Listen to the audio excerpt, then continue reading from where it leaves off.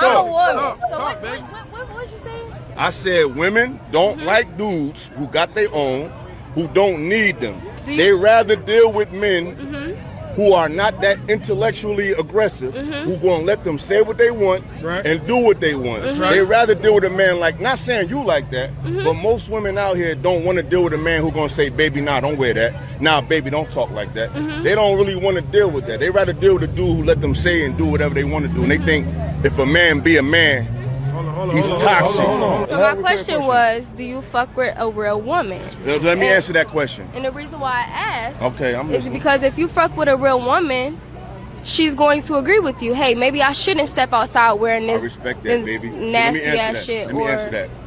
This the problem. The real woman is standing too close to the hose, so we don't know the difference until we start talking to y'all. No, listen. I met a lot of women. It don't mean, I don't care if they from the hood. I don't care if they got two parents. Their interests are the same. It's like right now, right? If you see 10 lions coming down the street, are you gonna try to figure out which lion gonna bite your ass or not? You're gonna be like them 10 lions. So unfortunately, the real woman agree with too much shit that these hoes is on, so we don't know the fucking difference. All right, Jeff, now. The real women are too close to the crazy ones. Men don't know the difference. How a man supposed to choose, like we talked about, even the good ones have feminist friends. So are you really telling men to walk into a burning building? Because eventually, that's what some men believe. And that's why some guys have stopped dating. They're like, you know what? Eventually, even if she pretends for 10 years, she could pretend she's the best woman. And then before you know it, she takes my kids, she takes my house, and things like that. Yeah, it's totally fine if you don't want to include kids in the scenario. If you just decide, all right, well, I'll deal with women, but I won't have kids, then that's one less thing you got to worry about. Number two, depending on the country and culture, you can. We have to get to a place as men where we stop operating out of a place of scarcity when it comes to women. The better that you build up yourself, the more that you realize that the pool of women that you're choosing from is not only in the US. This is a global dating market. So stop behaving as if it is. These women, long before, stop treating it like the only men that they're going to entertain is the men that's right in front of their face, that lives around their neighborhood. They'll deal with any man that hits them up on social media or these dating apps from anywhere around the country or world. So when are you as men going to start to realize the same rules can apply for you too? First of all, you were born in second place as a man. You want to know why? Because you were born in America. So what's this global competition between you and all these men around the world? You were born on second base already. You just got to do a little bit more work to move up a little further than that. So let's start with the obvious part. Okay, America is burning. The building is on fire. All right, the family court system in America is not fair to men. So you going to be abstinent or never deal with women ever? Or you going to put yourself in a position to deal with women that you think you can pull from better pools?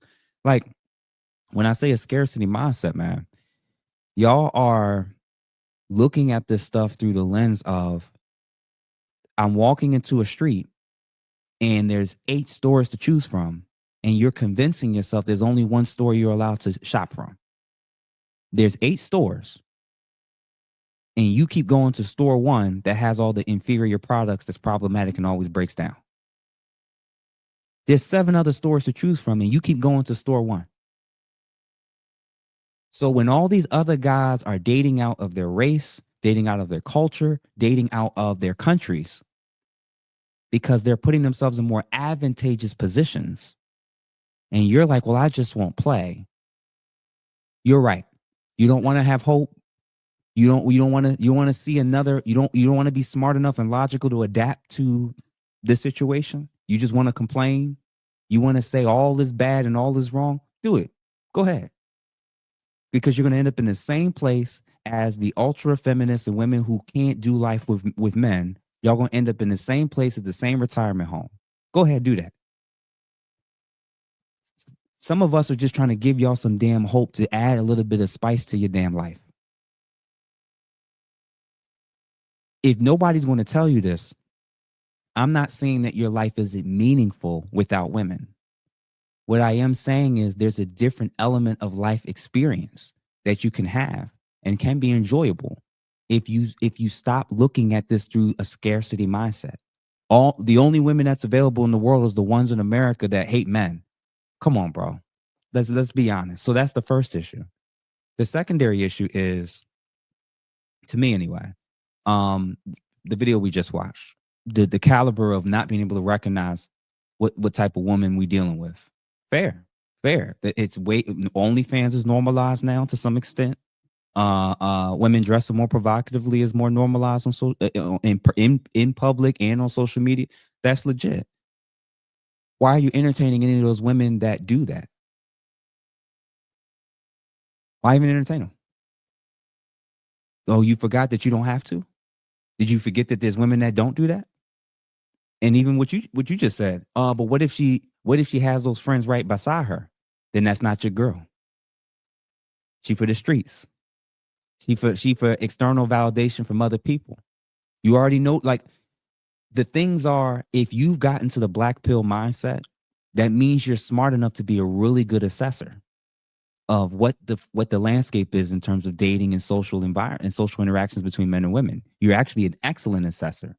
You can acknowledge that things are really dire here in the States. What I'm disagreeing with is your conclusion about and what to do about it. My stance is put yourself in a position so that you have options in life.